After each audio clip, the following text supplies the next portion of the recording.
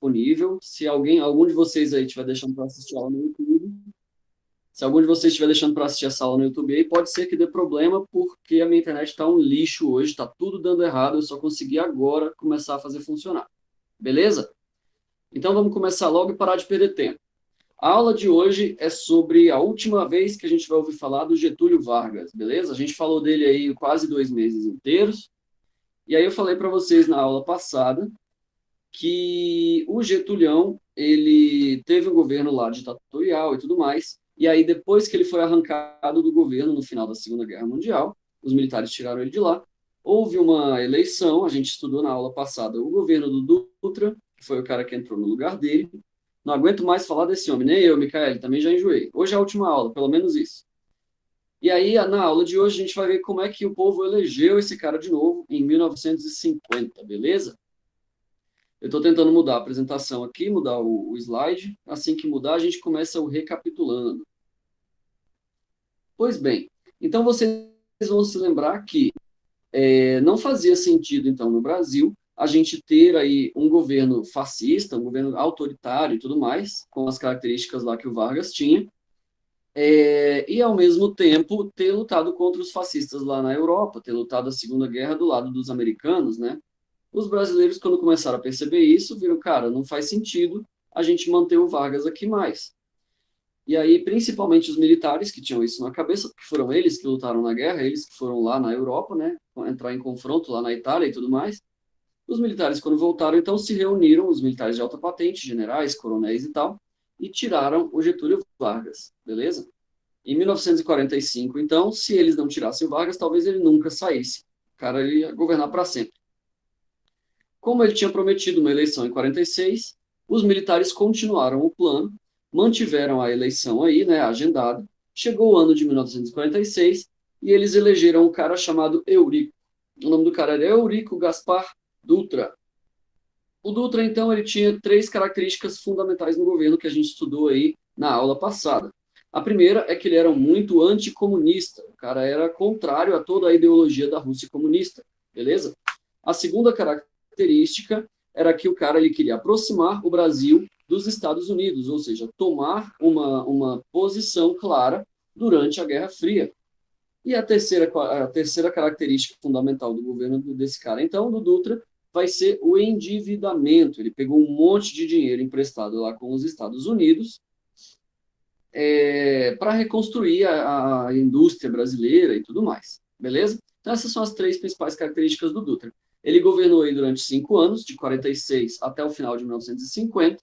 Em 1950 teve eleição mais uma vez, e o povo estava com saudade do Getúlio Vargas. Por quê? O endividamento que o Dutra nos colocou acabou gerando inflação. E a inflação significa que o seu dinheiro não vale muito. É mais ou menos o que está acontecendo no Brasil hoje. A gente tem uma nota de R$ 200 aí, porque daqui a pouco R$ 200 você não vai comprar quase nada, mais ou menos igual hoje você compra 50 conto, coisa de 50 conto. Então, inflação é quando os preços sobem, mas não porque as coisas estão mais caras, e sim porque o seu dinheiro já não vale mais quase nada. Beleza? Então, na eleição de 1950, agora ele era candidato democraticamente, o Getúlio, então, venceu o candidato, né, que era apoiado pelo Dutra. Eu não me lembro o nome dele, por isso eu não coloquei na apresentação, mas o Getúlio venceu. Claro que o queremismo, que era o movimento das pessoas lá, né, do povão que queria o Getúlio no poder, teve muita influência, os caras faziam propaganda para o Getúlio Vargas de graça, né? E aí, no fim das contas, ele recebeu do Dutra um país endividado e com uma economia inflacionada, como está escrito aí na apresentação. Isso quer dizer que o Getúlio tinha um pepino na mão. Como é que ele vai resolver isso daí, né? Tinha um abacaxi para descascar. Como é que ele ia fazer para consertar o Brasil, principalmente consertando também a própria imagem dele? Porque o povo brasileiro, apesar de eleger o cara e tudo mais, ainda tinha muita gente que não gostava dele. Os militares eram um exemplo. O militar não gostava do Getúlio, porque se lembrava lá da época da guerra. E falava, velho, como é que vocês elegeram esse cara daí? Esse cara é fascista. Esse cara desfila por aí com as fotos dele lá e tal, né? Igual o Hitler fazia e tal. Então, os militares eram a principal oposição a esse cara, beleza? Ao Getúlio Vargas. E aí ele assumiu o controle do país nesse sentido aí, nesse contexto, né? Sem um apoio amplo. Aliás, aliás, com a maioria, né, sendo eleito, mas com uma ampla oposição. Tinha muita gente que não gostava do Vargas, mesmo ele tendo sido eleito democraticamente. Ele era um nacionalista, beleza? Eu expliquei para vocês o que era o nacionalismo, mas basicamente é a ideologia de que o interesse do seu país, o interesse econômico, social, cultural do seu país, tem que estar acima de todos os outros. Então, o Getúlio Vargas, quando virou presidente, ele olhou a dívida que o Dutra contraiu lá com os Estados Unidos, aquele dinheiro todo que tinha pegado emprestado. Tem ele na foto aí fumando um charutão aí, né? Sorrindo, velhinho. E aí o velhinho viu aquela dívida lá que o Dutra tinha feito e falou: mano, a gente não pode ficar pagando juro para americano. Tudo bem, a gente lutou do lado deles na guerra, tudo bem, a gente ajudou os caras, mas essa dívida aí tá errada. Vamos parar de pegar dinheiro emprestado agora e vamos fortalecer o Brasil. A gente vai parar de pegar dinheiro emprestado e vai trabalhar melhor aqui dentro. Nada de comprar coisa do exterior. Vamos produzir o que a gente precisa dentro do Brasil. Ah, mas não tem indústria? Vamos fazer a indústria, vamos criar, vamos industrializar o Brasil. Essa ideia era tão boa, era tão otimista, as pessoas gostavam tanto dela, que no primeiro ano do governo do Vargas, em 1951, o PIB cresceu 7%. Para você ter uma ideia, no ano passado, que não teve pandemia, não teve coronavírus, o Brasil cresceu mais ou menos aí 1%. Então, dá para dizer que a economia durante o governo do Getúlio Vargas, pelo menos durante um ano, foi 7 vezes melhor do que o ano passado no Brasil. Consegue imaginar isso? Tipo assim, o crescimento ali proporcionalmente do que a sua vida melhorou no ano passado, vamos dizer que sua mãe conseguiu um emprego melhor, recebeu um aumento no salário, ou essas melhorias da economia, no primeiro ano de Getúlio Vargas foi 7 vezes maior do que a gente experimentou em 2019. Era muita coisa, o povo estava super feliz e tal, o povo que apoiava o Getúlio, claro, né, dizendo, olha, a gente acertou em votar no velhinho, o velhinho faz bem para a nação, faz bem para o país, o velhinho, eu estou falando de velhinho porque eles chamavam ele mesmo de velhinho, tá? O pessoal chamava o Getúlio Vargas carinhosamente assim de o nosso velhinho, é o velhinho do Brasil, é o presidente velhinho. E aí o pessoal está falando, a ideia do velhinho é boa, deixa ele industrializar o Brasil, deixa ele fazer o que o Brasil precisa, porque se funcionar, vamos dizer, se a gente se industrializar, a gente nunca mais vai depender nem de Estados Unidos, nem de Rússia, nem de ninguém. A gente nem precisa se meter na Guerra Fria. A gente pode enriquecer com os próprios pés, por conta própria, né, com o próprio esforço. E isso é um discurso populista maravilhoso. E essa palavra vocês vão ouvir muito, né, de agora em diante, quando a gente acabar de estudar aí o governo do Getúlio, porque esses governos todos dos anos 50 no Brasil, eles eram populistas, beleza? Eram pessoas que conquistavam as pessoas pelo coração, pelo sentimento. É o nosso velhinho, é o nosso presidente, porque é a nossa nação, é a nossa pátria. Todos esses discursos, eles são muito emotivos, muito emocionais, eles conquistam as pessoas não pela razão, não porque faz sentido, porque é uma política boa, mas porque as pessoas se apaixonam por essa ideia. Claro que nem todo mundo era apaixonado pelo Vargas, né? Esse cara que está aparecendo aí na foto é um jornalista chamado Carlos Lacerda. Ele foi o principal líder da oposição ao Vargas e, basicamente, mano, tudo que o Vargas fazia, esse cara criticava. Mais ou menos igual o Jornal Nacional faz hoje com o Bolsonaro. Sabe como é que é? Velho, qualquer dia que você pegar aí, liga o Jornal Nacional lá na Globo, vai estar o William Bonner lá falando, Bolsonaro é mal. Aquela cara dele assim, né? Porque o Bolsonaro não usa máscara. Bolsonaro não lavou as mãos antes de tomar café da manhã. As fontes informam que Bolsonaro peidou embaixo do colchão e tampou lá com a coberta. Qualquer coisa que o Bolsonaro fala vira notícia. Do mesmo jeito que a Globo faz hoje com o Bolsonaro, então, o Carlos Lacerda fazia lá com o Getúlio Vargas, durante os anos 50, beleza? No governo democrático do cara, era o principal opositor. E aí, esse nacionalismo aí do Getúlio nos afastou dos Estados Unidos. E se vocês se lembram bem, o mundo estava vivendo uma guerra fria nesse período, não é? E numa guerra fria, você se afastar do seu aliado é um problema sério, porque pode significar que você está se aproximando do inimigo dele. O americano pode olhar para o Brasil e pensar, opa, peraí, então o Brasil não é mais amigo nosso? Agora, então, o Brasil é amigo da Rússia? Como é que vai ser isso daí? Vão apontar míssil para o Brasil, então? Guerra Fria, cara, era tensão constante, era um negócio que as pessoas ficavam 24 horas por dia preocupadas. E aí esse afastamento com os Estados Unidos fazia com que a oposição do Getúlio, né, as pessoas que não gostavam dele, colocassem na notícia, o Getúlio é louco, vai jogar o Brasil na Guerra Fria, o Getúlio vai fazer o Brasil ser apagado do mapa e tudo mais. Então, essa oposição, o Getúlio, ele não governava, ele não tinha paz governando. Sabe como é que é?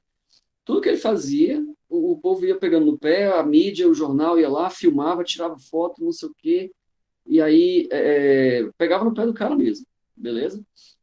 E isso estava infernizando a vida dele. Imagina você tentar governar um país que elege, por exemplo, deputados, senadores e tudo mais, que não aprovam nada do que você vai fazer. Aí o Getúlio diz, não, eu quero criar aqui uma empresa estatal nova e tal, os deputados vão lá e batem. Tá entendendo? O Brasil que Getúlio pegou, então, democraticamente, era um Brasil muito mais difícil de se governar do que aquele Brasil que ele conheceu durante o Estado Novo, durante a fase da ditadura varguista, né? A ditadura de Vargas foi mais fácil de governar, porque ele tinha o controle total do país, as pessoas não elegiam nada, não escolhiam governador, deputado, nem nada. Então, era mais fácil para o Vargas governar o Brasil durante a ditadura. Agora ele estava tendo que lidar com uma democracia verdadeira, com uma imprensa livre. Essa polarização na sociedade, os queremistas de um lado, que era quem gostava do Vargas, e a oposição do outro, dividiu essa oposição no Brasil, ela dividiu a população mais ou menos, principalmente os que participavam da política, os classe média, né, a galera que votava, as classes falantes, como a gente chama, dividiu essa galera em dois grupos. Os nacional-estatistas, que era o grupo do Vargas, propriamente dito, e aí dizia o quê? O Brasil tem que ter uma economia forte e ligada ao Estado, ou seja, o governo do Brasil é que tem que promover uma economia que cresce, uma economia, né, que saudável, que deixa todo mundo enriquecer e ficar melhor. Tá entendendo? Esse é o nacional estatismo. É uma coisa nacionalista e estatizante, ou seja, ligada ao governo. Você percebe que essa galera não é muito capitalista. Eles não querem saber de comprar e vender para o mundo todo. O Getúlio não ligava para o mercado internacional. Falando, o dólar isso, o dólar aquilo. O Getúlio falava, não me importa. Eu estou preocupado com o dinheiro do Brasil. A gente vai produzir nossa riqueza aqui para que nós mesmos produzamos aquilo que a gente precisa. Beleza? Do outro lado, então, a oposição do Getúlio era a galera liberal conservadora, que hoje em dia a gente chama de direita, beleza? Um cara que é liberal, ou um cara que é conservador, ele é um cara de direita, beleza? O nosso presidente hoje, Bolsonaro, ele é conservador, tranquilo? Então ele é um presidente de direita, fechou? E aí, desse lado do espectro, então, opostos ao Getúlio, é interessante observar isso, então, porque se a direita era oposta ao Getúlio, quer dizer que o Getúlio era de esquerda? Mais ou menos. O Getúlio ele tinha uma política nacionalista aí, que era uma esquerda nacionalista, beleza? Era trabalhismo nacionalista. Pois bem, então os inimigos do Getúlio, os adversários deles eram os liberais, os conservadores, e aí essa galera que era religiosa, militar, tradicional e tal, eles diziam, não, a gente tem que ficar amigo mesmo dos Estados Unidos, porque o mundo está virando uma guerra fria, o mundo está vivendo uma guerra fria, e, tipo, é perigoso a gente viver isolado, a gente não se envolver, a gente não escolher um lado, é perigoso. Então, os conservadores, eles se opunham ao Getúlio, principalmente no quesito nacionalismo, beleza? E do lado ali do estatismo, esses caras, eles defendiam, os liberais conservadores, eles defendiam uma economia livre. Então, por exemplo, ao invés aí de você ter uma Petrobras, uma empresa brasileira do governo que ia cuidar do petróleo no Brasil, deixa as empresas americanas entrarem aqui e trabalharem, tá entendendo? Então, esses caras eles defendiam um Brasil mais capitalista, de mercado mais aberto, mais próximo dos Estados Unidos, ao passo que, do outro lado, o pessoal do Getúlio defendia um governo nacionalista, ligado ao Estado e tal, estatizante. Beleza? Então, esses dois grupos eles não conviviam pacificamente. Igual eu falei para vocês, o século XX era um século em que a violência era normal. Então, tipo, manifestações de rua que acontecessem contra o Getúlio ou a favor do Getúlio, geralmente dava em confusão. As pessoas iam e brigavam no meio da rua. Além disso, tinha aqueles grupos lá que o Getúlio tinha abolido no Estado Novo, mas que agora estavam liberados, né? Não os partidos comunistas, que esses ainda estavam banidos, mas, por exemplo, os integralistas, que era o grupo mais fascista lá do Brasil e tudo mais, os integralistas continuavam ali se opondo ao Getúlio Vargas.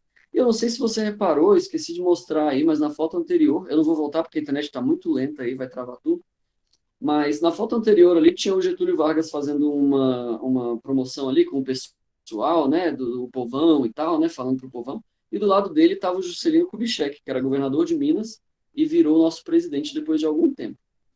Enfim, se você estiver vendo no YouTube aí, volta uns 5 minutinhos na foto que tem aí, que você vai ver na esquerda, é o Juscelino Kubitschek que apareceu aí na foto. Beleza? Então, qual era o papel da imprensa nisso tudo? Qual era o papel do jornal, das revistas, do rádio, nessa briga política do Brasil?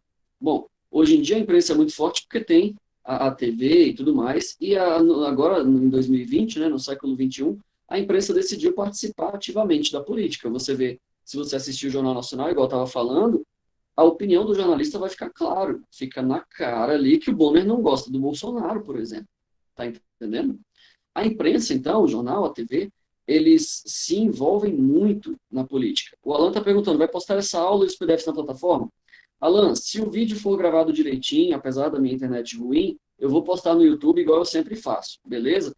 Se não der certo, se der problema, eu gravo essa aula depois, uma videoaula sem vocês aí, não vai ser online, mas eu gravo uma videoaula para colocar no YouTube e disponibilizar também. De qualquer forma, vai estar na plataforma sim, beleza? Pois bem, então durante o governo da ditadura, lá do Vargas, a imprensa ela era controlada. O Vargas tinha um ministério lá chamado DIP, o Departamento de Imprensa e Propaganda, que ele usava para controlar a imprensa. Então, se você fosse colocar no seu jornal uma notícia falando mal do Vargas, lá durante o Estado Novo, isso não existia, beleza? O seu jornal ia ser fechado, você ia sumir misteriosamente. Só que agora o Brasil era uma democracia, cara. O Getúlio havia sido eleito e tal. E a imprensa, numa democracia, ela é livre. O jornalista ele tem que poder falar o que ele quiser. Se você não concorda, se você acha que ele está errado, você desliga a TV e ponto final. Tá entendendo? Eu, por exemplo, não concordo com o Bonner, não gosto do Jornal Nacional, eu só não assisto. Beleza? Então a imprensa ela tem que ser livre, ninguém pode calar ela. E o Getúlio não estava acostumado com isso. Né?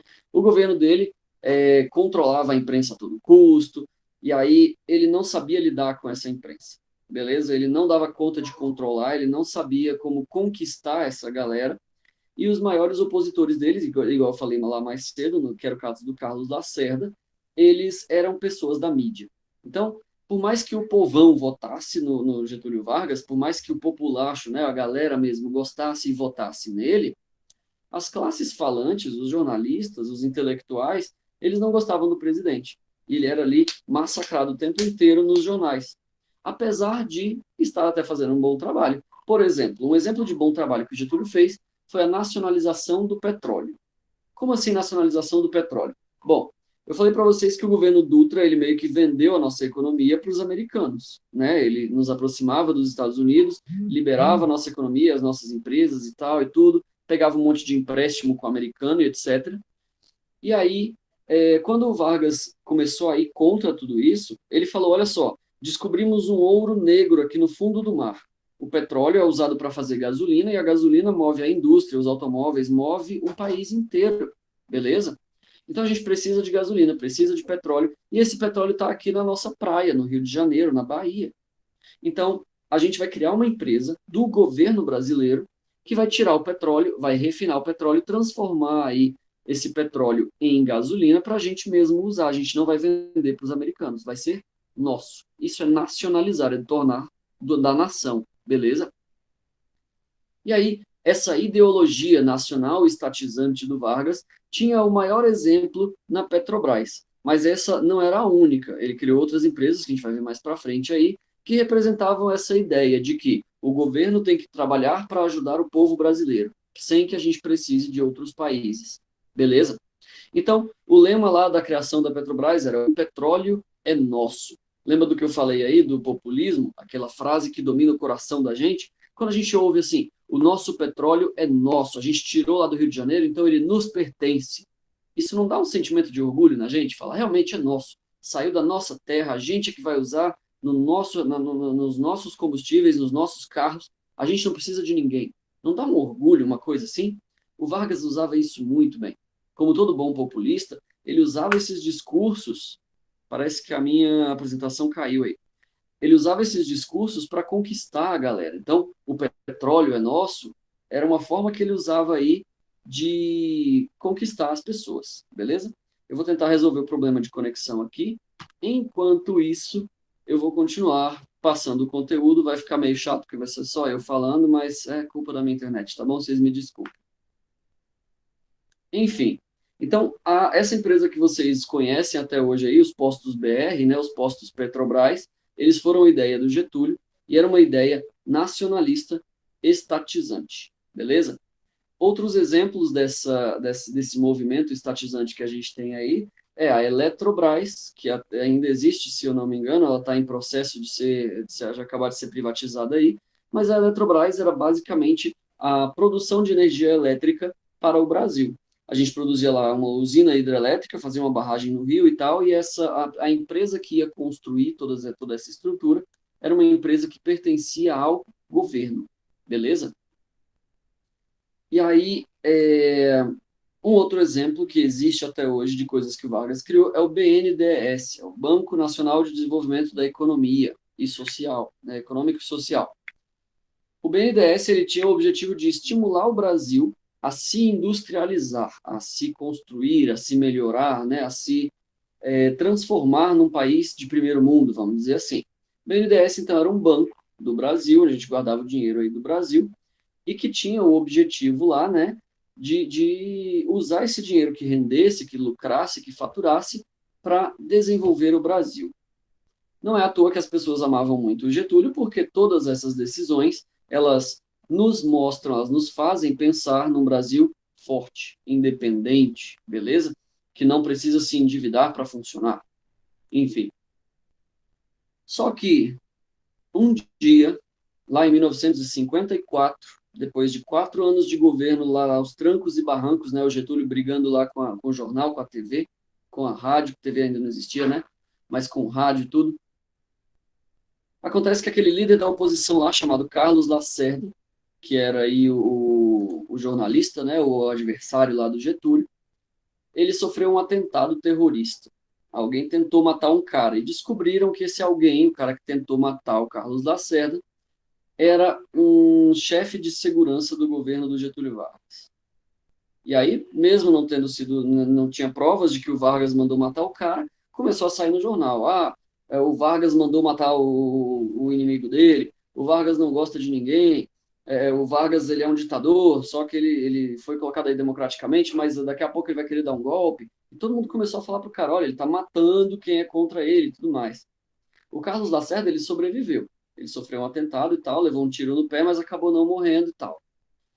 Só que tinha um cara que estava acompanhando ele, lá no lugar onde eles estavam, no hotel, que acabou sendo morto no atentado. Ele levou um tiro e tal, e esse cara era um oficial da aeronáutica. Ele era um militar de alta patente. E você deve lembrar aí no início, que eu falei na aula, os militares eles já não gostavam muito do Getúlio, já tinha motivo para implicar com o cara e tal. Então, em 1954, começou-se a ser anunciado lá que os militares iam tirar o Getúlio por causa do atentado contra o Carlos Lacerda. Isso ia acontecer, toda a oposição do Getúlio estava pedindo a cabeça dele, querendo que ele saísse do governo a todo custo e tudo mais, e o Getúlio se viu numa posição sem saída. Os militares iam tirar ele de novo do poder, igualzinho tiraram lá 10 anos antes. E aí ele falou, não vou passar por isso de novo. Ele, então, numa noite lá do dia 24 de agosto de 1954, Getúlio Vargas ele estava na cama dele, no quarto dele, lá no palácio, né, no palácio lá no Rio de Janeiro, onde ele vivia, né, o palácio do presidente, de pijama ainda, dormindo. Ele pegou uma arma, um revólver, e deu um tiro no próprio peito. Bum! E aí acabou com a própria vida. As pessoas ficaram chocadas, falaram, não, pera lá, tudo bem, o cara era um ditador, era um político, maluco e tudo mais, mas não precisava fazer tudo isso, não precisava tirar a própria vida, se matar desse jeito, o que é isso? Né? Tá errado isso daí. Tá igual Hitler se suicidando. Pois é, até nisso eles eram parecidos, não é? Sem conseguir lidar, então, com essa pressão, o Getúlio, ele tirou a própria vida. O cara, né, dormindo, tava lá de madrugada e tal, deu um tiro no próprio peito. Bum. E eu sempre falo para vocês, o Getúlio Vargas ele era um gênio. Nada do que ele fazia era por acaso. Tudo do Getúlio é estratégia, até o suicídio. Preste atenção, até o suicídio do cara foi uma ferramenta política. Como assim? Quando a polícia foi lá investigar, né, onde é que estava o presidente, que foi achado morto e tudo mais, foi lá, né, investigar tudo, a cena do suicídio e tal, descobriram que ele tinha deixado uma carta. O cara escreveu uma carta e deixou lá na mesinha do lado da cama dele. E aí eu coloquei na apresentação, é uma droga que a minha internet resolveu morrer hoje, mas Lá na minha apresentação tem um trechozinho dessa carta que ele deixou escrita, que eu vou ler para vocês. E veja se isso não é emocionante. Escuta só para você ver o que o Getúlio falou quando ele morreu. Esse povo de quem fui escravo não mais será escravo de ninguém. Ou seja, ele está dizendo que ele servia ao povo e agora o povo é livre, né? Meu sacrifício ficará para sempre em sua alma, em seu sangue, e o meu sangue terá o preço do seu resgate, da sua libertação. Lutei contra a expoliação do Brasil. Expoliar é roubar, beleza? Lutei contra a expoliação do Brasil. Lutei contra a expoliação do povo. Tenho lutado de peito aberto, mas o ódio, as infâmias, a calúnia não abateram o meu ânimo. Eu vos dei a minha vida. Agora ofereço para vocês a minha morte. Nada receio, nada temo. Somente serenamente dou o primeiro passo no caminho da eternidade e saio da vida para entrar na história. Olha o que esse cara falou, cara. Tipo assim, até quando ele se mata, ele está dizendo, olha, o povo que está querendo me tirar do governo, eles são maus. Eles querem que o Brasil seja roubado pelos estrangeiros. Eles querem roubar o nosso petróleo. A vida toda eu lutei contra isso. E se dar a minha vida não é o suficiente, então eu estou dando pelo Brasil a minha morte. Não é à toa que até hoje o Getúlio Vargas ele é um dos nossos políticos mais amados, beleza? É um dos nossos políticos mais idolatrados e tudo mais. E, basicamente, essa carta, ela redimiu o cara. Mesmo a oposição dele, os caras que detestavam ele, ficaram sem palavras. Falaram, nossa, pera lá, a gente pode ter exagerado a mão aqui, a gente pode ter pegado pesado demais com o presidente. Tá entendendo? Mesmo quem era contra ele, os jornais, as revistas e tal, mesmo os jornalistas, se desculparam, foram no enterro do cara, disseram que não era para tanto, que ele era só um adversário político, mas não era inimigo pessoal e aquela coisa toda. Tá entendendo? Então, mesmo a morte dele era uma estratégia política. Ah, professor, como assim uma estratégia? Teve sucesso essa estratégia dele? O que ele ganhou com isso? O Getúlio tinha criado um partido político chamado PTB, o Partido Trabalhista Brasileiro. É o partido do velhinho. Esse partido existe até hoje. E até hoje esses caras têm poder político. Eles estão lá no governo, envolvidos lá com as negociações da Câmara dos Deputados, dos senadores e tudo mais, e eles ainda governam o Brasil. A morte do Getúlio Vargas garantiu para esses caras, desse partido que estão lá, uma imagem duradoura. Até hoje, esses caras são vistos como os caras do partido do velhinho. Os caras do partido do Getúlio, o cara que deu a vida pelo Brasil. Tá entendendo isso? De novo, é emoção, é populismo, é aquela coisa de conquistar pelo sentimento. Beleza? Meus amiguinhos, vocês me desculpem pela qualidade da aula de hoje, fica caindo toda hora, o vídeo não sei se ficou bom e tudo mais, mas é porque eu estou com sérios problemas técnicos aqui, ok? Essa gravação da aula de hoje, junto com ela, eu vou incluir uma videoaula que eu vou gravar depois sobre esse mesmo tema, explicando de novo esse conteúdo, só que dessa vez com a apresentação direitinho, beleza? Aparecendo tudo aí, as fotos, as imagens, tudo certinho. E vai estar disponível lá no YouTube para vocês daqui a pouquinho, beleza? Não se esqueçam também de fazer as atividades. Eu vou tentar postar a atividade hoje, vamos ver se a minha internet colabora. Se tudo der certo, vai ter atividade lá ainda hoje, beleza? Façam as atividades, garantam a notinha de vocês. Lembre-se que esse semestre agora, esse período aí todo de pandemia, não vai ter prova, vai ser só atividade.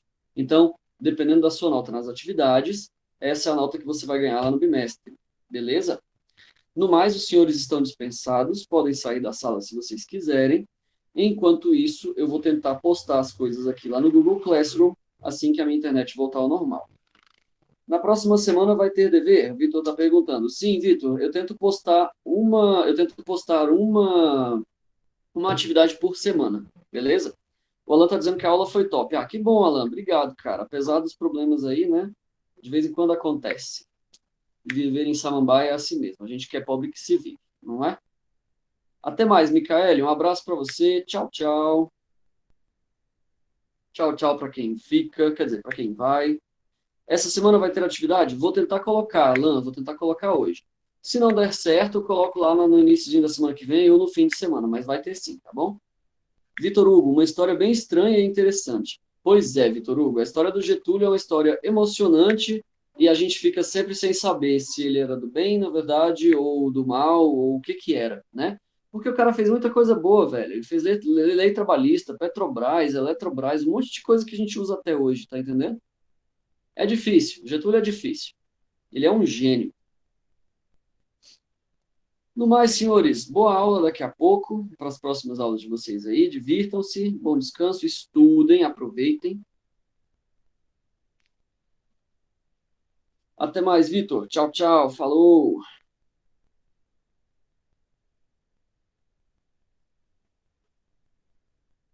Queridinhos que ainda estão aí, eu vou tirar vocês da sala devagarinho aí, mas só para tentar resolver a gravação, beleza? Ele ainda tentou no poder duas vezes. Pois é, Alan, ele já foi ditador, ele foi tudo, né? Gabriel, até mais para você, hein? Forte abraço, tchau, tchau. Natanael, espero que você tenha conseguido assistir a aula. Se você não conseguiu, não se preocupa, acessa lá no Google Classroom que tá tudo lá, beleza? Vou colocar lá daqui a pouquinho. Abraço. Yasmin, abração para você, tchau, tchau. Até a próxima, a gente se vê, beleza? Falou!